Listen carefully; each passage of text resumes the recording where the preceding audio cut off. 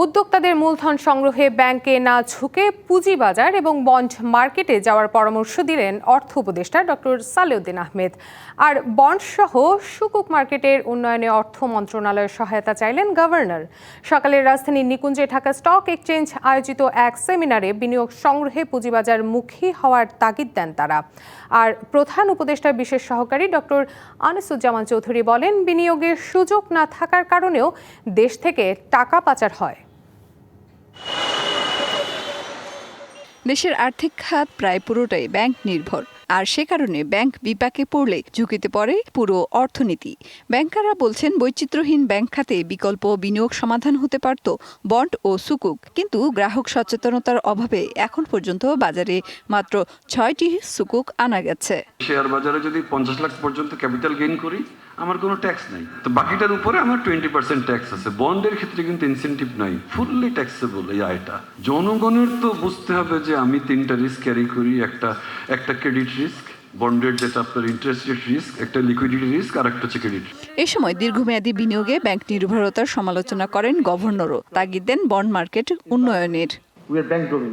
বাংলাদেশের আর্থিক খাতে ব্যাংকের আধিপত্য বেশি, কিন্তু বৈশ্বিক অর্থ ব্যবস্থায় বন্ডের আধিপত্য বেশি। এই সংস্কৃতির পরিবর্তনের জন্য ব্যাংক খাতের আধিপত্য কমিয়ে গ্রাহকদের বন্ডমুখী করতে হবে।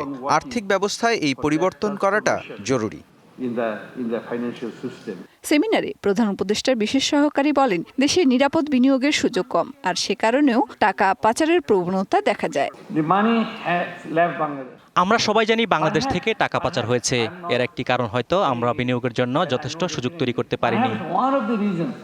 এ সময় দীর্ঘমেয়াদী বিনিয়োগে ব্যাংক ঋণ নেয়ার সমালোচনা করেন অর্থ উপদেষ্টাও। তাগিদ দেন মূলধন যোগানে পুঁজিবাজারমুখী হওয়ার, দাবি করেন পুঁজিবাজার সংস্কারে নানা উদ্যোগ নিয়েছে সরকার। পরামর্শ দেন বেসরকারি খাতে সুকুক বন্ড ছাড়ারও।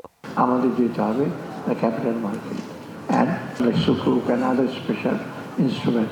এটা না গেলে কিন্তু আমরা ওই যে প্রাইভেট সেক্টরে যারা এখন আছে, আমি দেখছি অনেকে ডিমান্ড করছি ব্যাংক থেকে টাকা দেন, আরও ক্যাশ ইনসেন্টিভ দেন, আরও ট্যাক্স কমিয়ে দেন। ট্যাক্স কমাতে কমাতে এমন হতে অনেকে আমরা তো বেতন ভাতাও পাবো না, এমন মনে হচ্ছে কিছুদিন। অর্থ উপদেষ্টা বলেন, পুঁজিবাজারে বিনিয়োগ সবসময় লাভ হবে এমনটা ভাবা উচিত নয়, তাই এটিকে নিয়মিত আয়ের উৎস বানিয়ে ফেললে বিপদ। মেহের মনি, ডিবিসি নিউজ, ঢাকা। আন্তর্জাতিক বাজারে ঊর্ধ্বগতি দেখা গেছে বিভিন্ন পণ্যের দামে। ব্লুমবার্গের তথ্য অনুযায়ী আন্তর্জাতিক বাজারে সামান্য দাম কমেছে গমের। ব্রুসেল প্রতি গম বিক্রি হচ্ছে $520। বিশ্ববাজারে দাম বেড়েছে ব্র্যান্ড ক্রুড অয়েলের। প্রতি ব্যারেল ব্র্যান্ড ক্রুড অয়েল বিক্রি হচ্ছে $67.62 দরে। এদিকে আন্তর্জাতিক বাজারে স্বর্ণের দাম কিছুটা বেড়ে প্রতি ট্রয় আউন্স বিক্রি হচ্ছে $3,717.17। আর 2.4% হারে দাম বেড়ে প্রতি ট্রয় আউন্স রূপার দাম এখন $44।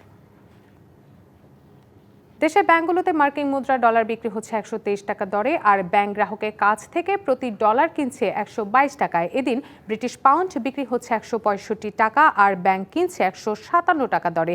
এছাড়াও দেশের ব্যাংকগুলোতে সৌদি রিয়াল বিক্রি হচ্ছে $32.60 এবং ব্যাংকগুলো গ্রাহকের কাছ থেকে সৌদি রিয়াল কিনছে $31.50 দরে। এবং ব্যাংক থেকে গ্রাহক ভারতীয় রুপি কিনতে পারবেন $1.45 দরে, আর ব্যাংক বিক্রি করলে পাওয়া যাবে $1.38 দর। সিগারেট কিনতে এবার বিদেশ পাড়ি দিচ্ছেন নেদারল্যান্ডসে ধূমপায়ীরা। শুনতে বিস্ময়কর মনে হলেও এটিই কিন্তু সত্য, কারণ দেশটিতে ধূমপায়ীর সংখ্যা কমাতে সরকার একের পর এক তামাক পণ্যের উপর আবগারি শুল্ক বাড়িয়েই চলেছে, কিন্তু তাতে খুব একটা লাভ হয়নি।